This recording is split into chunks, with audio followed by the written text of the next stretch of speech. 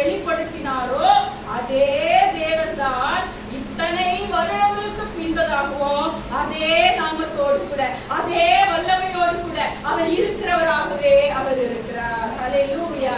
நாம் ஆராதிக்கிற தேவன் அவர் சர்வ வல்லமையுள்ள கர்த்தர். வசனம் சொல்லுகிறது, நாம் வாசிக்கப்பட்ட வசனத்தை பார்க்கிறோம், அவர் சர்வ வல்லமையுள்ள கர்த்தர். இதுதான் தலைப்பு, சர்வ வல்லமையுள்ள கர்த்தர்.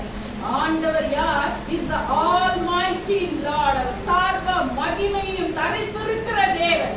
நம் வாழ்க்கையிலே அந்த மகிமையை அவர் வெளிப்படுத்த விரும்புகிற தேவனாய் இருக்கிறார். அவருக்கு எல்லா வல்லமையும் இருக்குது. அவருடைய நாமம் எப்படிப்பட்ட நாமம்? அவர் எல்லா நாமத்துக்கும் மேலான நாமம் இயேசுவின் நாமம் என்று வேதம் சொல்லுகிறது. நாம் ஆராதிக்கும் தேவன் யார் என்பதை குறித்த ஒரு அறிவு நமக்கு தேவை. இருக்கிறதுனாலதான் அவர் சர்வ வல்லமையுள்ள கர்த்தர் அப்படின்னு சொல்லி வேதம் சொல்லுகிறது இல்லையா? பாருங்க, நம்முடைய தேவன் அவருடைய கரத்தில் இருக்கிற வல்லமையினாலே எல்லா வல்லமைகளையும் நம்முடைய வாழ்க்கையில வெளிப்படுத்த முடியும். ஆசீர்வாதம் தரணுமா, சுகம் தரணுமா, உங்க பாவத்திலிருந்து விடுதலையாக்கணுமா, உங்களை பரிசுத்தமாக்கணுமா, இப்படி எல்லா வல்லமைகளையும் அவர் கொண்டிருக்கிறபடியாலதான் வேதத்துல அவருக்கு எல் ஷடாய் என்ற ஒரு நாமம் கொடுக்கப்பட்டிருக்கிறது. ஹல்லேலூயா. தேவனாலே, நாம் ஆராதிக்கிற தேவனாலே எல்லாவற்றையும் செய்ய அவருக்கு வல்லமை இருக்கிறது. எல்லாவற்றையும் செய்கிற வல்லமையுடைய சர்வ வல்லமையுள்ள தேவனை தான் நீங்களும் நானும் ஆராதிக்கிறோம். ஹல்லேலூயா. யோபு புத்தகத்தில் நம்ம வாசிக்கிற 42ஆம் அதிகாரம் 2வது வசனம், தேவரீர் நீ சகலத்தையும் செய்ய வல்லவர். ஹல்லேலூயா. அவர் யாரு? அவர் சகலத்தையும் செய்ய வல்லவர். நம் தேவன் அவர் சர்வ வல்லவராய் சகலத்தையும் செய்ய வல்லவர். எல்லா வல்லமைகளை கீழ்ப்படுத்துகிற தேவன், எல்லா பிசாசின் வல்லமைகளை முறியடிக்கிற தேவன், எல்லா சத்ருவின் வல்லமைகளை மேற்கொள்கிற தேவன், எல்லா எதிரியின் வல்லமைகளை முறியடிக்கிற தேவன், எல்லா பிசாசின் தந்திரங்களை முறியடிக்கிற தேவன். இப்படிப்பட்ட சர்வ வல்லவரை ஆராதிப்பது அது நமக்கு கிடைத்த ஒரு பெரிய ஸ்லாக்கியம். ஹல்லேலூயா. யார் நம்முடைய தேவன்? சொல்லுங்க, எல்லாரும் சொல்லுங்க. Almighty God. எல்லா கரங்களை வைத்து ஒரு விஷயம் சொல்லலாமா?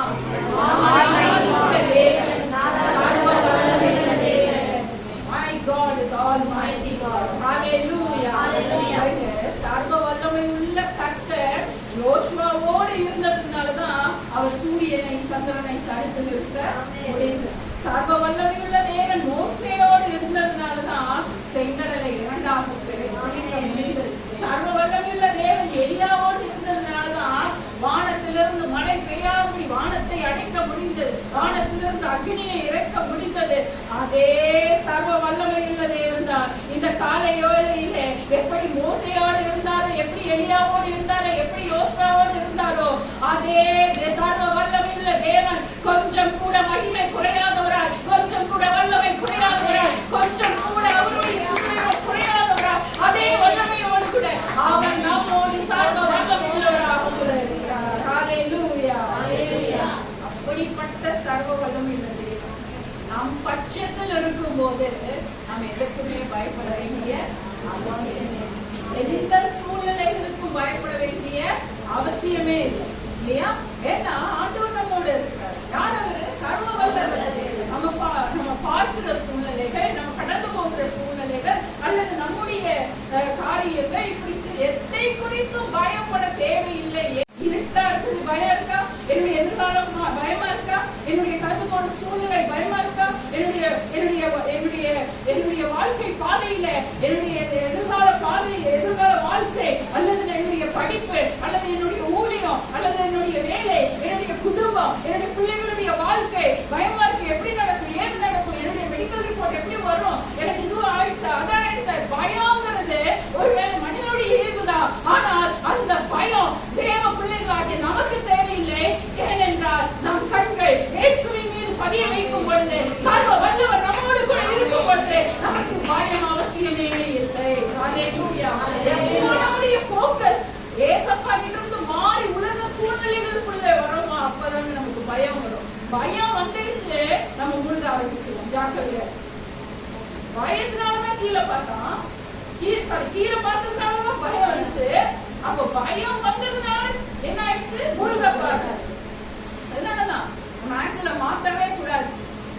ஆண்டவர் மேல வச்ச அந்த போக்கஸ், அந்த விசுவாசம், அந்த நம்பிக்கை இல்லையா, அதை வந்து மாத்தி கொஞ்சம் இது எப்படி நடக்கும், இது எப்படி ஆகும்னு நம்ம மாசத்துல திங்க் பண்ணி ஆண்டவர்கிட்ட அந்த ஆங்கிளை ஒரு 2 டிகிரி நீங்க மாத்திட்டீங்கன்னா மூழ்கிடுவீங்க. சாப்பிடுங்க.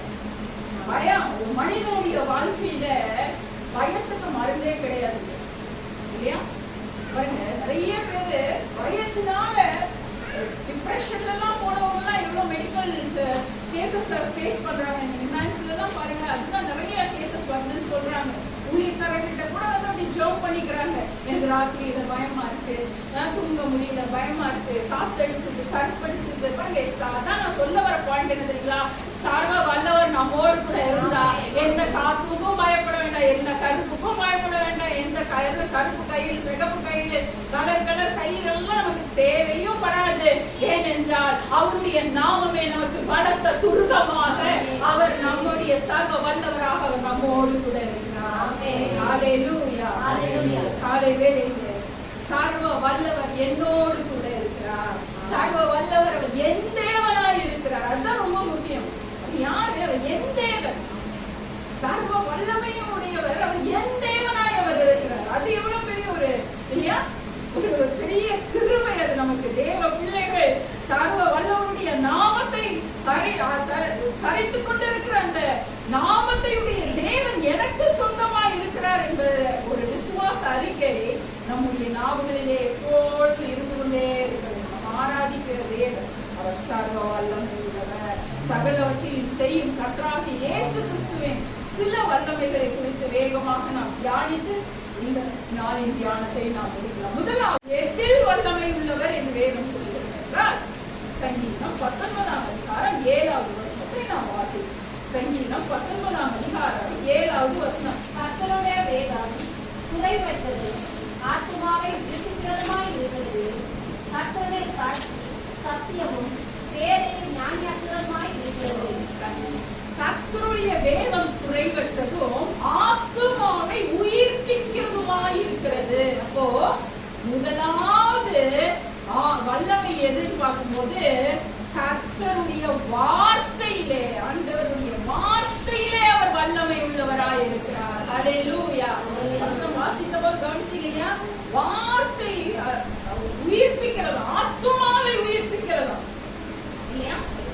பாருங்க, சரீரத்தை உயிர்ப்பிக்கிறதுக்கு நிறைய வழி இருக்கு இல்லையா? ஒரு மனுஷன் செத்துட்டு இருக்கான், சோறு தண்ணி இல்லாம பசியும் பட்டியலே செத்துட்டு இருக்கான், இல்ல ஏதோ ஒரு ஏதாவது ஒன்று செத்துட்டு இருக்கான்னு வைங்க, அவனுக்கு கொஞ்சம் சாப்பிட ஆகாரமோ இல்ல தண்ணீரோ இல்ல பூஸ்டோ மால்ட்டோ ஏதோ ஒண்ணு கொடுத்தா அந்த விடத்துல அவனுடைய சரீரம், ஜீவன் போயிட்டு இருக்கிற சரீரம் உயிரடைஞ்சிடும் இல்லையா? அதாவது நான் சொல்ல வர்றது என்னன்னா, சரீரத்தை உயிர்ப்பிக்கிறதுக்கு அநேக வழிகள் இருக்கிறது. ஆனால் ஆத்துமாவை உயிர்ப்பிக்க கர்த்தருடைய வார்த்தைக்கு தான் வல்லமை இருக்கிறது. ஹல்லேலூயா. கர்த்தருடைய வேதம் குறைவற்றதும் ஆத்துமாவை உயிர்ப்பிக்கிறதுமாய் இருக்கிறது. அப்போ வார்த்தையிலே வல்லமை உள்ளவராய் இருக்கிறார். God has power over his words. இல்லையா? அவருடைய வார்த்தையிலே வல்லமை இருக்கிறது. அவருடைய வார்த்தைகளை கொண்டுதான் ஆண்டவர் சகலவற்றையும் சிருஷ்டித்தார். இல்லையா? சிருஷ்டிப்புல எப்படி சிருஷ்டித்தார் ஆண்டவர்? ஆதியாகமத்துல வாசிக்கிறோம்னா ஜெனசிஸ்ல வானம் உண்டாக்குறது உண்டாயிடுச்சு, பூமி உண்டாக்குறது உண்டாயிடுச்சு, சமுத்திரம் எல்லாம் அவருடைய வார்த்தையில அந்த வல்லமையை கொண்டுதான் எல்லாவற்றையும், மிருகங்கள், பட்சிகள், பிராணிகள் எல்லாவற்றையும் அவருடைய வார்த்தைகளை கொண்டுதான் அவர் உண்டாக்கினார் என்று பார்க்கிறோம். அப்போ வார்த்தையிலே, ஆண்டவருடைய வார்த்தையிலே வல்லமை இருக்கிறது. ஹல்லேலூயா. யார் வார்த்தையிலே வல்லமையுடைய தேவன்? அதனாலதான் வசனம் சொல்றார், சொல்ல ஆகும், அவர் கட்டளை நினைக்கும். ஏன்னா அந்த வார்த்தையில அவ்வளவு பவர் இருக்கு. அந்த வார்த்தையில அவ்வளவு பவர் ஆண்டவர் வச்சிருக்கிறார் இல்லையா?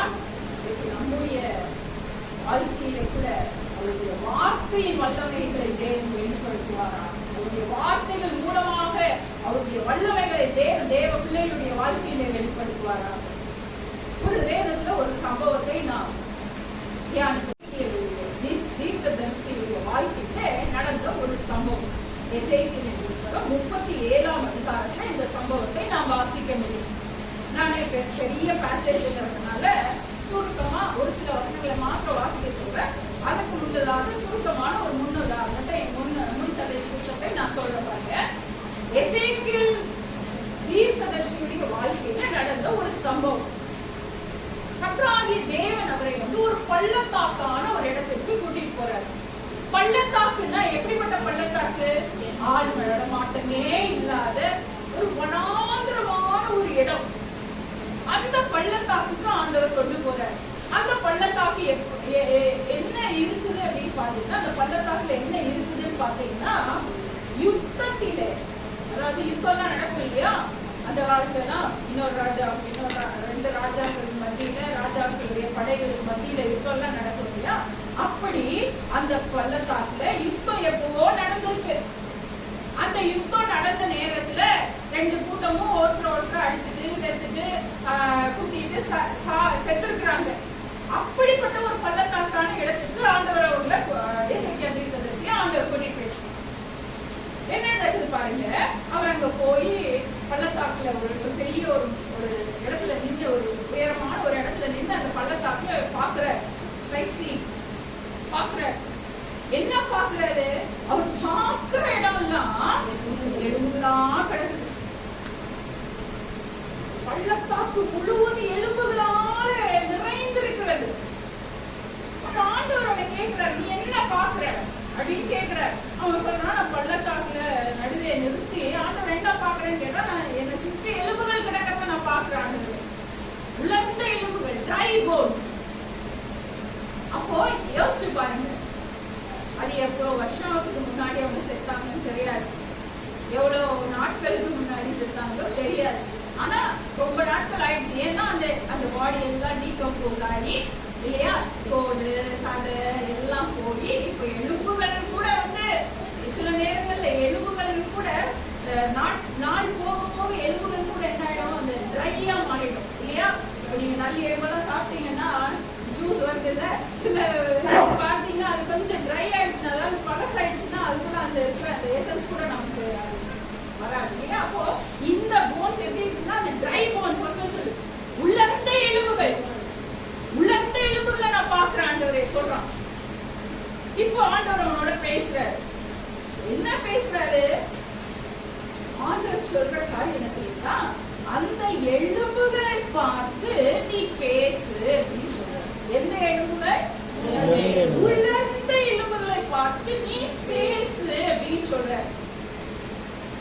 யோசிச்சு பாருங்க, அந்த மனநிலை யோசிச்சு பாருங்க. எசேக்கியேலுடைய மனநிலை எப்படி இருந்திருக்கும் யோசிச்சு பாருங்க.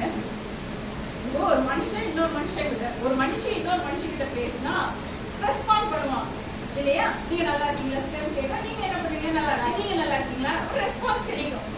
இல்ல ஒரு வாயில்லா ஜீவன், மிருகம், பிராணிகள், பெட்ஸ், அவங்க அதுகிட்ட பேசினா கூட அதுக்கு ஒருவேளை வாயில்லைன்னாலும் அது உணர்வுகளால அதை வெளிப்படுத்த ரியாக்ட் பண்ணும், ரெஸ்பாண்ட் பண்ணும் இல்லையா. இப்போ ஆண்டவர் யார்கிட்ட பேச சொல்றாரு?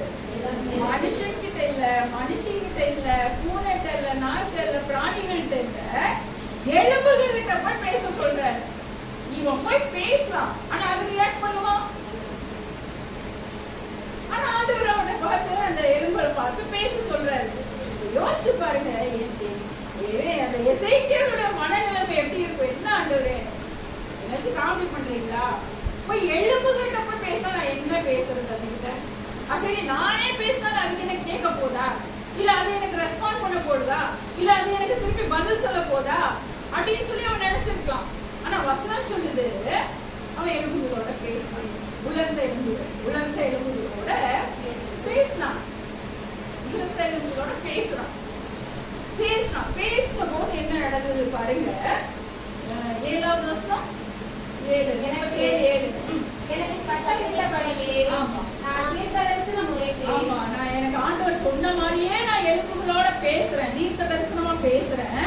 நான் தீர்க்க தரிசனம் உரைக்கையில் ஒரு இரைச்சல் உண்டாயிற்று.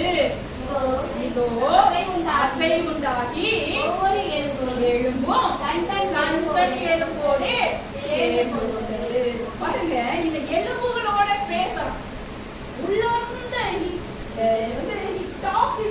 dry bones இல்லையா. அவன் பேசும்போது என்ன நடக்குது?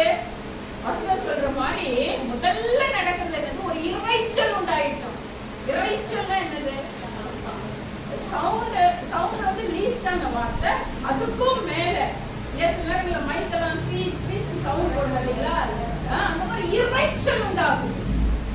அது வரைக்கும் ஃபர்ஸ்ட் நான் சொல்ற காரியங்களை நீங்க புரிஞ்சுக்க முயற்சிக்கணும். ஃபர்ஸ்ட் அவன் போய் பள்ளத்தாக்குல போய் நின்று அதை பார்க்கும்போது நிசப்தமா இருந்துச்சு. பின் டிராப் சைலன்ஸ், ஆள் நடமாட்டமே இல்லாத ஒரு இடத்துல என்ன சவுண்ட் இருக்கும் இல்லையா? பின் டிராப் சைலன்ஸா இருக்குது. உலர்ந்த எலும்புகள் அங்கங்க செதறி கிடக்குது. அப்படி பார்க்கறான். ஆனா இப்போ அவன் கர்த்தருடைய வார்த்தையை பேசும் பொழுது அங்கே ஒரு இறைச்சல் உண்டாகுது, அங்க ஒரு அதிர்வு உண்டாகுது, அங்க ஒரு அசை உண்டாகுது. ஹalleluya. இதுதான் ஆண்டவருடைய வார்த்தையின் வல்லமை. உங்கள் வாழ்க்கையில ஆண்டவருடைய வார்த்தை கிரியை செய்யும் பொழுது உலர்ந்த எலும்புகளை போல நடக்கிற உங்கள் வாழ்க்கையில ஒரு அதிர்வு உண்டாகும், ஒரு அசை உண்டாகும். அப்புறம் நடக்கிறது பாருங்க, வசனம் சொல்லுங்க, ஒவ்வொரு எலும்பும் தன் எலும்போடே சேர்ந்து. இது ரொம்ப முக்கியம், ரொம்ப முக்கியமான பாயிண்ட். நான் முதல்ல சொன்ன மாதிரி அந்த பள்ளத்தாக்குல எப்போ யுத்தங்கள் நடந்து எப்போ செத்த மனிதர்கள் அது நான் சொன்ன மாதிரி அந்த சரீரம் எல்லாம் அந்த தோடு சதைகள் அதெல்லாமே போய் வெறும் எலும்புகள் அங்கங்க அப்படியே கிடக்குது.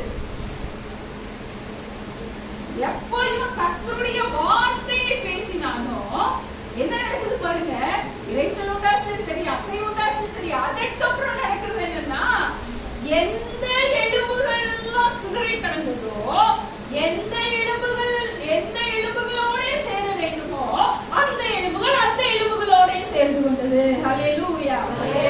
புரியல உங்களுக்கு? பாருங்க, உதாரணத்துக்கு நான் சொல்றேன். ஃபார் எக்ஸாம்பிள், இப்போ என்னுடைய பாடியில இருக்கிற போன்ஸ் உடைய ஸ்ட்ரக்சர், ஸ்கெலட்டன் சிஸ்டம் சொல்லுவாங்க இல்லையா, அந்த ஸ்ட்ரக்சர் மே பி டிஃபரெண்ட். இப்போ இவங்களுடைய structure of skeleton system may be different இல்லையா? மேபி பிகாஸ் நான் வந்து தடியா இருக்கலாம், அவங்க ஒல்லியா இருக்கலாம், இல்ல அவங்க ஹைட்டா இருக்கலாம், நான் குட்டையா இருக்கலாம். மேபி டிஃபரெண்ட் ஸ்கெலட்டன் சிஸ்டம் இருக்கும் இல்லையா? அப்படிதான் அந்த சிதறி கிடந்துச்சு. ஆனா அது யுத்தம் நடந்த 1000 ஜனங்கள் அந்த யுத்தத்துல செத்து இருக்கிறாங்க, அங்கங்க சிதறி கிடக்குது. ஆனா எப்போ கர்த்தருடைய வார்த்தை வெளிப்பட்டதோ, எப்போ கர்த்தருடைய வார்த்தை பள்ளத்தாக்கிலே வெளிப்பட்டதோ நடக்கிற காரியம் என்ன தெரியுமா? எலும்புகள்லாம் போய் அங்கங்க ஜாயிண்ட் அடிக்கல. எந்த எலும்பு யாருடைய சகோதரனே சகோதரியே, எந்தெந்த காரியங்கள் ஒருவேளை வாழ்க்கையின் பகுதிகள், எந்தெந்த காரியங்கள் உலர்ந்த எலும்புகளை போல காஞ்சு போய் வாடி போய் வதங்கி போய் உயிரற்ற நிலைமையிலே காணப்பட்டாலும் சரி, அந்த பகுதிகளிலே ஆண்டவருடைய வார்த்தை வெளிப்படுமையானால் அதை உயிர்ப்பிக்கவோ அதை காலொன்றி நிற்க செய்யவோ சர்வ வல்லமையுள்ள தேவன் அவர் வல்லவராய் இருக்கிறார். ஹalleluya.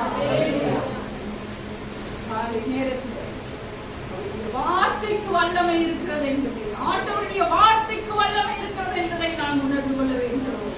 அதனாலதான் வசனம் தான் முதலே சொன்ன, அவர் சொல்லாமோ அவர் கட்டளையிடல் வார்த்தையிலே உலர்ந்து போன எலும்புகள் உயிரடைந்ததா வந்து அமர்ந்து கொண்டு தேவ வார்த்தைகளை கேட்டுக்கொண்டிருக்கிறீங்களே, உங்களுடைய வாழ்க்கையின் பகுதி எந்த பகுதி உலர்ந்து போயிருக்கிறது எனக்கு தெரியாது. ஒருவேளை உங்களுடைய குடும்பத்திலே சந்தோஷம் உலர்ந்து போயிருக்கலாம், சமாதானம் உலர்ந்து போயிருக்கலாம், உங்களுடைய வருமானம் உலர்ந்து போயிருக்கலாம், உங்களுடைய ஐஸ்வர்யம் உலர்ந்து போயிருக்கலாம், உங்களுடைய சரீர சுகம் உலர்ந்து போயிருக்கலாம், உங்களுடைய பிள்ளைகளுடைய வாழ்க்கை உலர்ந்து போயிருக்கலாம், உங்களுடைய தேவைகளின் மத்தியிலே உங்களுடைய வாழ்க்கையிலே நீங்கள் அப்படிப்பட்ட சூழ்நிலைகளில் உலர்ந்து போன நிலைமையிலே நீங்கள் காணப்படலாம். உங்களுடைய ஊழியங்கள் உலர்ந்து போய் கிடக்கலாம்.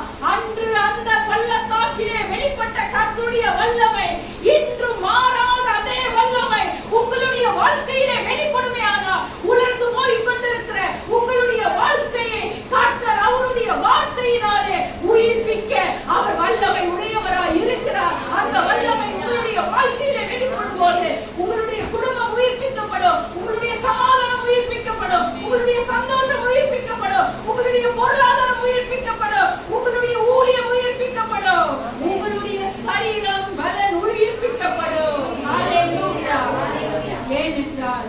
அவர் யாரு?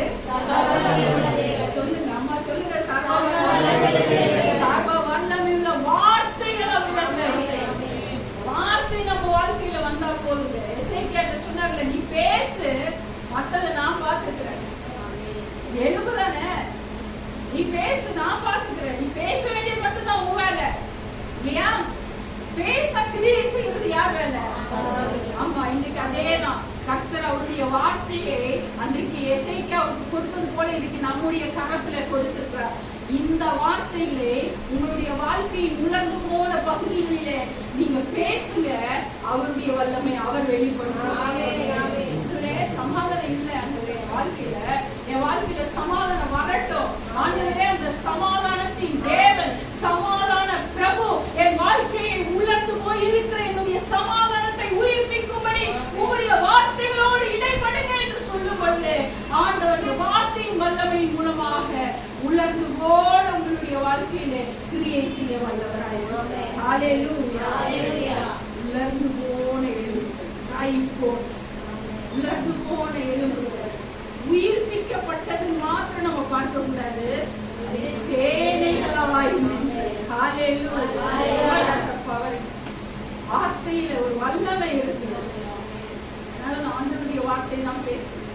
கஷ்டம் வரும் பொழுதும், பிரச்சனைகள் வரும் பொழுதும், போராட்டங்கள் வரும் பொழுதும் ஆண்டவரே சொன்னார், உங்களுடைய யுத்தங்கள் குறைத்தனங்களோட, அதிகாரங்களோடு இல்லையா, வான மண்டலங்களில் கிரியை செய்கிற பொல்லாத ஆவிகளோடு. அதே நாம வேற எதுலையுமே ஜெயிக்க முடியாது, வார்த்தையின் வல்லமைகளை கொண்டுதான் நம்ம ஜெயிக்க முடியும். ஹல்லேலூயா. அதிகாரத்துல ஒரு சம்பவம் நமக்கு தெரியும். அலங்கார வாசல்ல நடக்கிற ஒரு சம்பவம். அலங்கார வாசல் அப்படின்னு சொல்லி ஒரு ஏரியா, அந்த ஏரியால நடக்கிற ஒரு சம்பவத்தை நம்ம அந்த 3வது அதிகாரம், அப்போஸ்தலர் நடவடிக்கைகள் 3ஆம் அதிகாரத்துல நம்ம பார்க்கிறோம். என்ன நடக்குது? அலங்கார வாசல்ங்கிற ஒரு இடத்துல அலங்கோலமான ஒரு மனிதன் இருக்கிறான். சப்பானியான ஒரு மனிதன் இல்லையா? பேரே அலங்கார வாசல் தான். ஆனா அங்க இருக்கிறவன் எப்படி இருக்கிறான்? அலங்கோலமா இருக்கிறான் பாருங்க.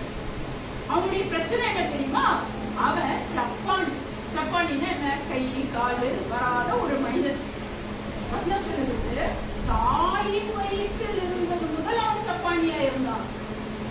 அப்படின்னா பிறக்கும் போதே அந்த ஹேண்டிகேப், டிசேபிள் இல்லையா? அவனுடைய ஸ்டேட்டஸ் அப்படிதான். அப்போ என்ன நடக்குது? அவனை டெய்லி யாராவது கூட்டிட்டு வந்து அந்த அந்த அலங்கார வாசல்ல உட்கார வைப்பாங்க. அவன் என்ன பண்ணுவான்? காலையில நைட் வரைக்கும் பிச்சை எடுப்பான். திருப்பி நைட் அவனை தூக்கிட்டு போயிடுவான். இதுதான் அவனுடைய நிலைமை, இதுதான் அவனுடைய வாழ்க்கை. சரி, என்ன நடக்குது பாருங்க. 3ஆம் அதிகாரத்துல நம்ம பார்க்கிறோம், பிச்சை எடுத்துக்கலாம். அப்போ ஜெப வேளை வரும்பொழுது பேதுருவும் யோவானும், இயேசுவின் சீஷர்களாகிய பேதுருவும் யோவானும் இப்ப அந்த அலங்கார வாசலுக்குள்ள வர்றாங்க ஜெபம் பண்றதுக்காக. அப்போ வரும்போது என்ன நடக்குது பாத்தீங்களா? இவன் எல்லாத்தையும் பிச்சை எடுக்கிற மாதிரி யோவான்கிட்டையும் பேதுருக்கிட்டையும் பிச்சை எடுக்கிறாங்க. தாயை பிச்சை போடுங்கன்னு எடுக்கிறான். அப்போ பேதுரு யோவானும் அப்படியே நின்னுறாங்க. கேட்ட உடனே அப்படியே அவங்க கிட்ட அப்படியே நின்னுறாங்க. நின்னுட்டு அவங்க உற்று பார்க்கறாங்க. அவன் அப்படியே கொஞ்சம் பாக்குறாங்க. அந்த பிச்சைக்காரனை பார்த்த உடனே அந்த பிச்சைக்காரனுக்கு ஒருவேளை எப்படி இருந்திருக்கும்? நம்ம நல்லா விட்டு ஸ்கேன் பண்ணி பாக்குறாங்க. நம்ம நிலைமையை நல்லா பார்த்துட்டு நல்லா லம்பா போடுவாங்க அப்படின்னு நம்ம நினைச்சிருக்கோம் இல்லையா? நமக்கு பெரிய நோட்டா கொடுப்பாங்க இல்லையா அப்படின்னு அவன் நினைச்சிருப்பான். அவன் உற்று பார்க்கும்போது அவன் அப்படிதான் நினைச்சிருப்பான். சரி, உற்று பார்க்கிறாங்க. இவன் என்ன பண்றான்? ஓ, ஏதோ சரியா கொடுக்க போறாங்க அப்படின்னு சொல்லி அவளோட வெயிட் பண்றான். ஆனா அவங்க என்ன கொடுத்தாங்க தெரியுமா? வசனம் சொல்லுது, அவங்க சொல்ற வார்த்தை என்ன தெரியுமா? உங்ககிட்ட எனக்கு கொடுக்கறதுக்கு வெளியும் இல்லை, ஒண்ணும் இல்லை அப்படின்னா என்ன அர்த்தம்? நான் காசு இல்லை, என்கிட்ட பணம் இல்லை, உங்ககிட்ட நான் அதை கொடுக்க போறது இல்லை இல்லையா? பிச்சைக்காரர் என்னமா எதிர்பார்ப்போம்? சாப்பாடா, சோறோ, இல்ல துணிமணி, காசு, இதைத்தான் எதிர்பார்ப்போம். வேற என்ன நம்ம சொத்தியா எடுக்கணும் பார்ப்பான்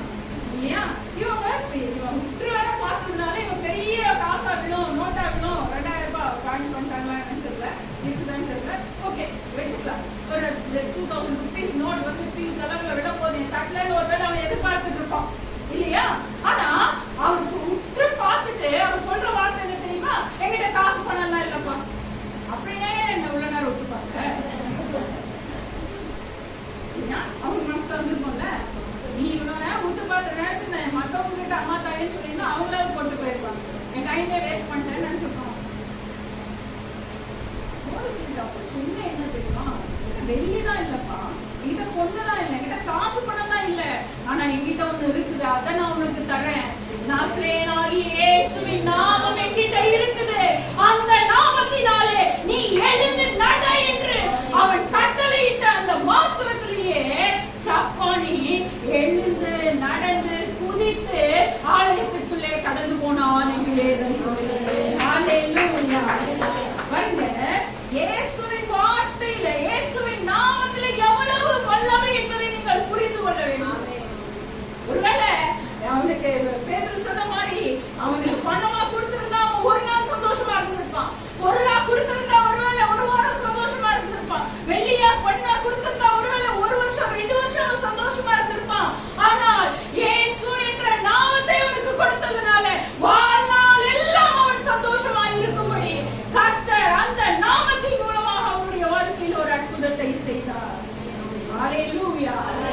இயேசுவின் நாமத்திலே வல்லமை இருக்கு, இயேசுவின் நாமத்திலே வல்லமை இருக்குது. வேற எதுவுமே சொல்லலை, எதுவுமே சொல்லல. இல்லையா? 6வது வசனம் தானே எடுத்து வாசிக்கலாமா? அப்பொழுது பேதுரு, வெள்ளியும் பொன்னும் என்னிடத்தில் இல்லை, என்னிடத்தில் உள்ளதை உனக்கு தருகிறேன், நசரேயனாகிய இயேசு கிறிஸ்துவின் நாமத்தினாலே நீ எழுந்து நட என்று சொல்லி வலது கையினால் அவனை பிடித்து தூக்கி விட்டான். கவனிங்க, நல்ல கவனிங்க. அவனை தூக்கி விட்ட போது உடனே அவன் கால்களும் கரடுகளும் பலன் கொண்டது என்று வேதம் சொல்லுகிறது. கால்கள் கரடுகள்னா என்னது இல்லையா? காலு கரடுகள்னா இந்த கட்டு இல்லையா, முடிக்கும். என்ன சொல்றீங்க? மணிக்கட்டு, ஜாயின்ஸ். ஓகே, கரடுகள்லாம் பலன் கொண்டதான். உடனே அவன் எடுத்து குதித்து ஆலயத்துக்குள்ளே போனான்னு பாருங்க. நீங்க புரிஞ்சுக்கிற மாதிரி நான் சொல்றேன். இப்ப கீழே உட்காந்துருக்கீங்க சிஸ்டர்ஸ் எல்லாம், ஒருவேளை நம்ம சில நேரங்கள்ல கீழே உட்காரும் போது என்ன நடக்குது தெரியுங்களா? ஒரு 10 நிமிஷம் 5 நிமிஷம் இல்ல 1 hour நம்ம உட்கார்ந்துட்டு எழும்பும் போது நமக்கு ஒரு நம்னஸ் வந்துடும், கால் கொஞ்சம் மறக்கிறோம் இல்லையா? அது கொஞ்சம் சகஜ நிலைக்கு வர்றதுக்கு கொஞ்சம் ஒரு 2 minutes ஒரு 1 minute ஒரு நேரம் பிடிக்கும் இல்லையா? நம்ம கால் சரியாயி திருப்பி நார்மலான ஸ்டேஜ் வர்றதுக்கு ஏன் 1 மணி நேரம் 2 மணி நேரம் இல்ல 10 நிமிஷம் இல்ல 20 நிமிஷம் கீழே உட்காரும் பொழுது நம்ம காலெல்லாம் மறந்து போயிருது. அது சகஜ நிலைமைக்கு வர்றதுக்கு கொஞ்சம் நேரம் எடுக்குது. ஆனா இந்த மனிதனுடைய வாழ்க்கை எப்படிப்பட்டதா இருந்தது தெரியுமா? வசனம் சொல்லுகிறபடி பிறவிலேயே இல்லமா, தாயின் வயிறு பிறக்கிறதுக்கு முன்னாடி, பிறவியில கூட இல்ல, பிறக்கிறதுக்கு முன்னாடி அவன் சப்பானி, அவன் கை கால்கள் முடக்கப்பட்டிருந்த நிலைமை. அப்படியே அவனுக்கு அப்படிப்பட்ட கை கால்களிலே வசனம் அதுதான் வாசிக்கும் போது கேர்ஃபுல்லா நிறுத்தி வேர்ட் பை வேர்டா வாசிக்கிறோம். அதனாலதான் பைபிள்லயே அழகா எழுதி வச்சிருக்குது, அவனுடைய கால்களும் அவனுடைய கரடுகளும் இயேசுவின் நாமத்தை கேட்ட உடனேயே ஒரு பலன் ஒன்று வந்துச்சு பாருங்க. முடக்கப்பட்ட அவனுடைய நிலைமை மாறினது. அவன் எழுந்தான், நின்றான், குதித்தான், ஆலயத்துக்குள்ளே கடந்து சென்றான் என்று சொல்லி நாம் பார்க்கிறோம். ஹல்லேலூயா. பிரியமானவர்களே, பிறவி சப்பானா இருந்த அந்த மனிதனுடைய வாழ்க்கையை போல உங்களுடைய வாழ்க்கையின் எந்த பகுதியில் இந்த வேளையிலே ஒருவேளை சத்துருவினாலே முடக்கப்பட்டிருந்தாலும் சரி, நான் சொன்னது போலவே அது உங்கள் முடக்கப்பட்ட குடும்பமாக இருக்கலாம், முடக்கப்பட்ட சரீரமாக இருக்கலாம், முடக்கப்பட்ட வியாபாரமாக இருக்கலாம், முடக்கப்பட்ட வேலையாக இருக்கலாம், முடக்கப்பட்ட சமாதானமாக இருக்கலாம், முடக்கப்பட்ட பொருளாதாரமாக இருக்கலாம். எந்த காரியத்தை சத்ரு நீங்கள் அனுபவிக்க முடியாதபடி முடக்கி வைத்திருந்தாலும் சரி, இந்த நாளிலே, இந்த கர்த்தருடைய நாளிலே முடக்கி வைத்திருக்கிற எல்லா முடக்கங்களையும் கூட கர்த்தராகிய இயேசுவின் நாமத்தினாலே, அவருடைய வல்லமையுள்ள வார்த்தையினாலே முடக்கப்பட்ட உங்கள் வாழ்க்கையின் பகுதி இந்த வேளையிலே ஒரு பலன் இயேசுவின் நாமத்தில் உண்டாவதாக. ஹல்லேலூயா. கர்த்தருடைய வார்த்தைக்கு ஒரு வல்லமை. இயேசுவின் நாமத்தில் எழுந்து நடன்னு சொன்னா எழுந்து. கையும் காலும் எங்கிருந்து பலன் வந்துச்சு, முன்னதான் பலன் வந்துச்சு, எழுந்து நடந்து. அதான் அடுத்த வசனம் வாசிக்கும் போது எழுந்து மட்டும் இருக்கு. அவன் வந்து மார்ச் பாஸ் பண்ணிட்டு உள்ள போல குதிக்கிறான்.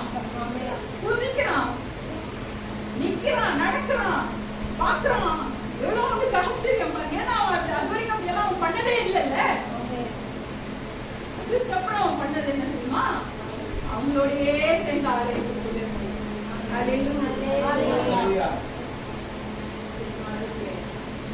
நம்முடைய வாழ்க்கையில நம்மளுடைய வல்லமை, வார்த்தையின் வல்லமை வெளிப்படணும். முடக்கப்பட்டிருக்கிற வாழ்க்கையில, முடக்கப்பட்டிருக்கிற பகுதியில, என்னுடைய வாழ்க்கையில கூட அந்த சப்பானியான ஒரு மனிதனுடைய வாழ்க்கை எப்படி கரடுகளும் காடுகளும் முடக்கப்பட்டிருந்ததோ அது போல இன்னைக்கு என்னுடைய வாழ்க்கையில கூட ஒருவேளை நான் சொன்ன மாதிரி சில பகுதிகள் முடக்கப்பட்ட நிலைமையில் இருக்குது ஆண்டவரே. என்னுடைய முடக்கப்பட்ட நிலைமை சரியாகணும். இந்த சப்பானியை போல நானும் குதித்து எழுந்து நின்று நடக்கணும். அப்படிப்பட்ட நிலைமை எனக்குள்ள வரணும்னு ஆசையோடு இந்த வேளையில யார் எதிர்பார்க்கிறீர்களோ, செபிக்கிறீர்களோ, உங்களுடைய வாழ்க்கையிலும் அதே வார்த்தையின் வல்லமையை ஆண்டவர் வெளிப்படுத்த வல்லவர். நாம என்ன செய்யணும் தெரியுமா? நம்ம என்ன செய்யணும் தெரியுமா? ஆண்டவர் அவருடைய வல்லமையை வெளிப்படுத்தினார். உலர்ந்த எலும்புகள்ல உயிரிழைய செய்யும்படி அவருடைய வல்லமையை வெளிப்படுத்தினார். அது மகாபெரிய சேனையாய் உருவாக்கும்படி அவருடைய வல்லமையை வெளிப்படுத்தினாரு. பிறவி சப்பானியா இருந்த இந்த மனிதனுடைய வாழ்க்கையிலும் கூட வல்லமையை வெளிப்படுத்திட்டார். அவன் நடக்க ஆரம்பிச்சிட்டான். அவருடைய வேலையை அவர் கரெக்டா செஞ்சுட்டாரு. ஆனா நாம என்ன செய்யணும்? அவருடைய வல்லமை வெளிப்படணும்னா நாம என்ன செய்யணும்? அவருடைய வார்த்தைகளை நாம் விசுவாசிக்கணும். அப்பதான் அது கிரியை செய்யணும். எசேக்கியா பேசுன்னு சொன்ன போது கீழ்ப்படிஞ்சு பேசினான் இல்லையா? இல்ல நான் இந்த விளையாட்டுகளை நான் வரல, காமிக்கெல்லாம் நான் வரல, நீங்க விடுங்க அப்படின்னு சொல்லியிருந்தா அந்த பெரிய சேனையை பார்த்துருக்க முடியாத இந்த குருடன் கூட, இந்த சப்பானி கூட எழுந்து நடன்னு சொல்லும் போது அவன் கூட என்ன பண்ணான்? கையை நீட்டாதான் வசனம் சொல்லுங்க, கையை கொடுத்தான். எழுந்து நடன்னு சொல்லிட்டு அவன் பாட்டுக்கு போயிடல. அவன் எழுந்து நடக்கும்படி அவன் கையை கொடுத்தான். யாரு? பேதுரு. கரெக்ட். பேதுரு கையை கொடுத்தான். சரி, அதுக்கு திருப்பி அந்த சப்பானியும் கையை கொடுத்தாங்க. இதுதான் விசுவாசம், இதுதான் கீழ்ப்படிதல். உங்களுக்கு விசுவாசம்னா என்னன்னு புரியல, கீழ்ப்படிதல்னா என்ன புரியலன்னா இதுதான் விசுவாசம். பேதுரு கொடுத்த ஆயத்தமா இருந்தாரு. ஆனா அத நம்பிக்கையோடு அதை ஏற்றுக்கொண்டு எனக்கெல்லாம் இதுல எங்க நடக்க போகுது, நான் பிறந்த நாள்ல இருந்து இப்படிதான் இருக்கிறேன், நான் எல்லாம் நடப்பேனா, எழுந்து நட நீங்க சொன்னா நடந்துருமா, நான் கையை வேற கொடுக்குறீங்களேன்னு கையை அவன் தட்டி விட்டுருந்தாருன்னா நடந்திருக்காரு அந்த அற்புதம். அவன் கையை நீட்டான். இவனும் அவன் திரும்பி விசுவாசத்தோடு கீழ்ப்படிதலோடு அவனும் தன்னுடைய கையை பேதுருவோடு அவன் நீட்டும் பொழுது பேதுருவின் கையும் அந்த சப்பானியின் கையும் ஒன்று சேரும் போதுதான் அவன் எழுந்து நடக்க முடிந்தது. அவனுடைய வாழ்க்கையில அந்த அற்புதம் நடந்தது. உங்களை நோக்கி நீட்டப்படுகிற இயேசுவின் கரங்களிலே நீங்கள் பிடித்துக் கொள்ளும்படி உங்கள் விசுவாசத்தோடு அவரோடு நீட்டப்பட்டிருக்கிற இயேசுவின் கரத்தோடு நீங்கள் உங்களுடைய கரத்தை நீட்டணும். அதற்கு உங்களுக்கு விசுவாசம் இருக்கணும், அதற்கு உங்களுக்கு கீழ்ப்படிதல் இருக்கணும்.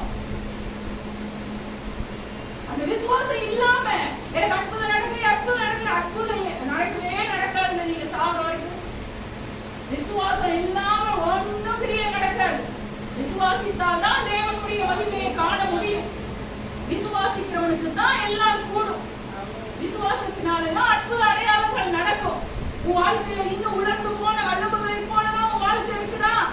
அது நான் சர்ச்சுக்கு வர்றதுனால மாறிடும் நினைச்சு நீங்க வெறும் சர்ச்சுக்கு வந்து இங்க முக்காடையும் போட்டு இங்க சிலுவையும் போட்டு போனாலும் ஒண்ணு நடக்காது. உங்க இருதயத்திலே இயேசு என் ரட்சகர், இயேசு என் பரிகாரம்